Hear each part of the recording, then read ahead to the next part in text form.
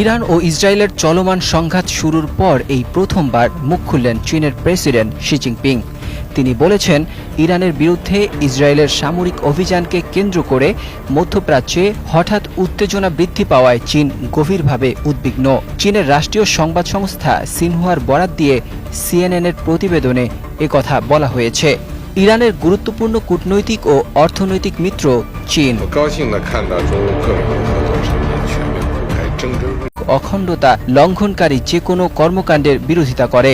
তিনি আরও বলেন, সামরিক সংঘাত কোনো সমস্যার সমাধান নয়, আঞ্চলিক উত্তেজনা বাড়ানো আন্তর্জাতিক সম্প্রদায়ের সম্মিলিত স্বার্থে নয়। কাজাকিস্তানের রাজধানী আস্তানায় উজবেকিস্তানের প্রেসিডেন্ট শাফকত মির্জিওয়েভের সঙ্গে এক যৌথ সংবাদ সম্মেলনে চীনের প্রেসিডেন্ট একথা বলেন। তিনি সেখানে দ্বিতীয় চীন মধ্য এশিয়া শীর্ষ সম্মেলনে অংশ নিচ্ছেন।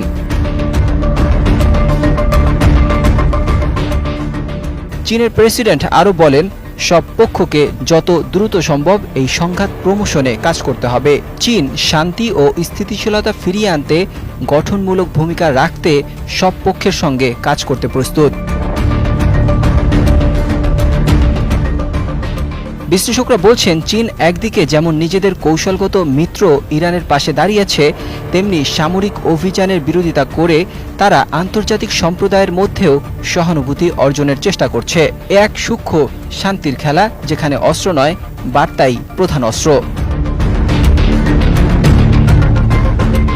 চীনের প্রেসিডেন্টের এই কথার পর জাতিসংঘের একাধিক রাষ্ট্র এর প্রশংসা করে বলেছেন, সংঘাতে জড়ানোর পক্ষগুলোর মধ্যে কেউ একজন যদি নিরপেক্ষ থেকে শান্তির কথা বলে, সেটা হচ্ছে চীন।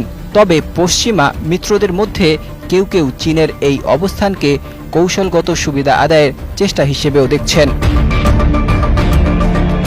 ইসরায়েলি প্রতিরক্ষা বাহিনী ইতিমধ্যে নিশ্চিত করেছে যে তারা ইরানের পশ্চিমাঞ্চলে একযোগে একাধিক লক্ষ্যবস্তুতে হামলা চালিয়েছে। যদিও বিস্তারিত এখনও প্রকাশ হয়নি, তবে জবাব আসেনি। তবে তেহরানের আকাশ প্রতিরক্ষা জোরদার করা হয়েছে বলে জানা